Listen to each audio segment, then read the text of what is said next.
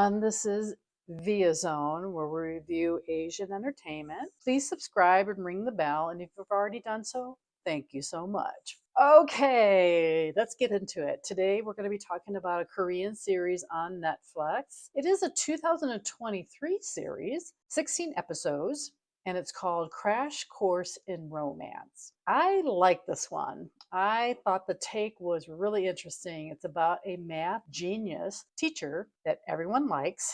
You'll see a picture of him here. He really kind of carries this whole series. I thought he did an excellent job at being the math teacher. Of course, he had to really do some research on teaching math, and especially at this level of math. So I thought they did a great job teaching him how to, because I'm sure he's not a teacher in real life. So he really had to do some history on teaching and, of course, math and that whole bit. So I thought he did a really great job. He also has a bad eating disorder, which I thought was an interesting take. I've never seen this before, where he can't really eat anything. So here he's just kind of living on coffee, and his assistant is kind of worried about him, but he just cannot get over this eating disorder. And there's a whole backstory to that. Well, he finds a restaurant that he actually can eat the food and keep it down. And so he meets a girl through that way. Now, they, of course, like each other and, of course, blossoms into a romance and that kind of thing.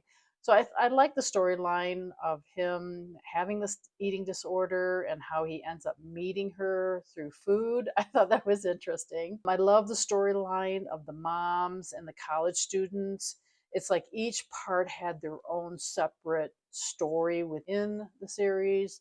So I really enjoy when they do have different takes on the same series. The moms had their agendas where they just want their kids to learn, and do all these extra classes and be in his, of course, his class because he's the math genius, and how they're just nitpicking their way to the front, and how they're competing with each other, with moms, on getting their kids in these schools. And it's just interesting, the mom's take. And then, of course, you've got the college students' take where, they're just trying to survive. They're trying to enjoy college, but their moms are so overbearing. And so that whole storyline. Also, the math genius and his attendant or his assistant, there's a whole backstory to them, which I really enjoy. So all these storylines kind of intertwine with each other, but they really throw in this kicker plot, which I loved.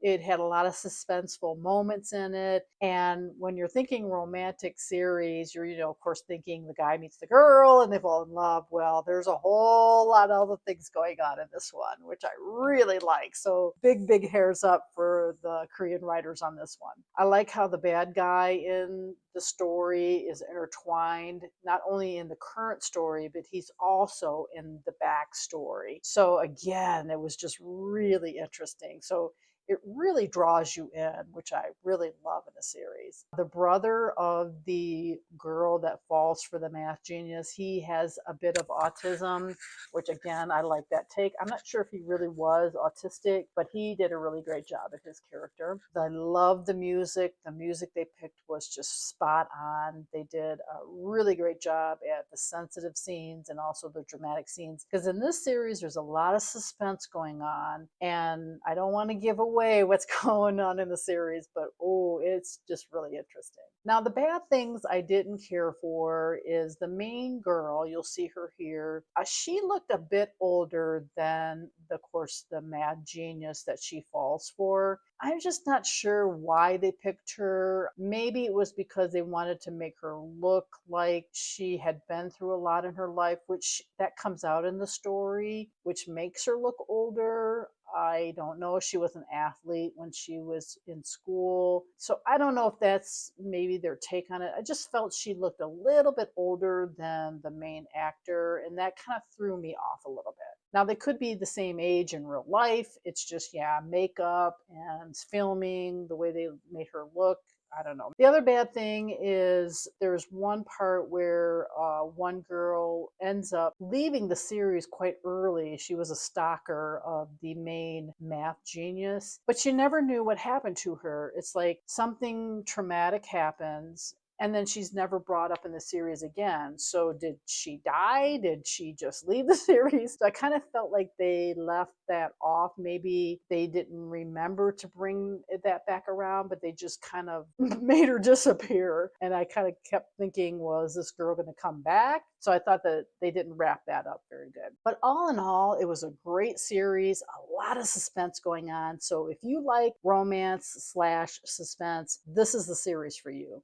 It had a really great ending. It was very heartwarming. I love that.